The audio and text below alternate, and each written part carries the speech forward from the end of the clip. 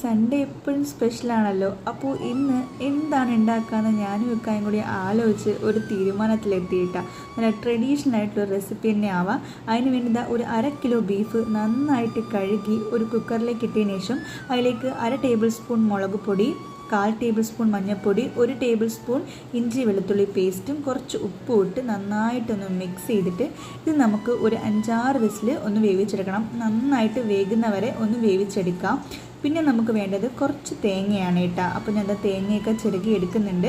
പിന്നെ ഈ ഒരു തേങ്ങ, 1 കപ്പോളം തേങ്ങ നമുക്കൊരു ചെറിയ മിക്സിയുടെ ജാറിലേക്ക് ഇട്ടതിന് ശേഷം അതിലേക്ക് നമുക്ക് ഒരു 1/4 ടേബിൾ സ്പൂൺ മഞ്ഞൾപ്പൊടിയും, 1/2 ടേബിൾ സ്പൂൺ മുളക് പൊടിയും, 1 ടേബിൾ സ്പൂൺ മല്ലിപ്പൊടിയും, 1 ടേബിൾ സ്പൂൺ പെരിഞ്ജീരകവും ഇട്ട് നന്നായിട്ട് തന്നെ ഒന്ന് അടിച്ചെടുക്കണം. എങ്ങനെ നമ്മുടെ ഈ തോരനൊക്കെ അടിക്കുമല്ലോ അതുപോലെ ഒന്ന് അരച്ചെടുക്കുക.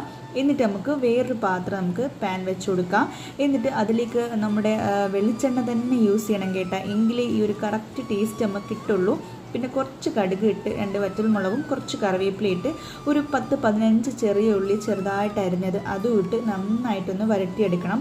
നല്ല ഒരു കളറൊക്കെ ഒന്ന് ചേഞ്ചായി വരുന്ന സമയത്ത് അതിലേക്ക് 1 ടേബിൾ സ്പൂണോളം ഇഞ്ചി വെളുത്തുള്ളി പേസ്റ്റും കൂടി ഇട്ട് കൊടുക്കാം.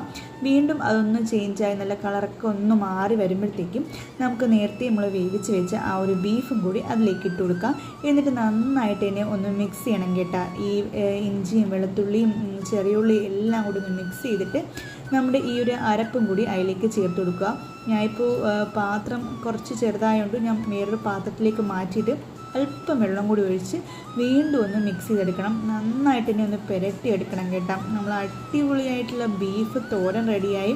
കുറച്ച് വെളിച്ചെണ്ണയും കൂടി ഒഴിച്ചാൽ അടിപൊളിയായിട്ടുള്ള ഭയങ്കര മണമായിട്ടാണ് ഈ ഒരു റെസിപ്പി. അപ്പോൾ നിങ്ങൾ ട്രൈ ചെയ്ത് നോക്കണം. ഇതിൻ്റെ കൂടെ നല്ല മുറിച്ചരച്ച മരിച്ചിനെയും കൂടി ആയ അടിപൊളിയാണ്. ഇന്നത്തെ സൺഡേ നല്ല കുശാലായിട്ടാ. അപ്പോൾ എൻ്റെ ഇക്കാക്കും നന്നായിട്ട് ഇഷ്ടപ്പെട്ട്. അപ്പോൾ നിങ്ങളും ട്രൈ ചെയ്ത് നോക്കുക ഈ ഒരു റെസിപ്പി. വീഡിയോ ഇഷ്ടമാവുകയാണെങ്കിൽ ഇപ്പോൾ തന്നെ ഒന്ന് ലൈക്ക് ചെയ്യാനും ഷെയർ ചെയ്യാനും സബ്സ്ക്രൈബ് ചെയ്യാത്തവരൊന്ന് സപ്പോർട്ട് ചെയ്യാനും മറക്കല്ലേ.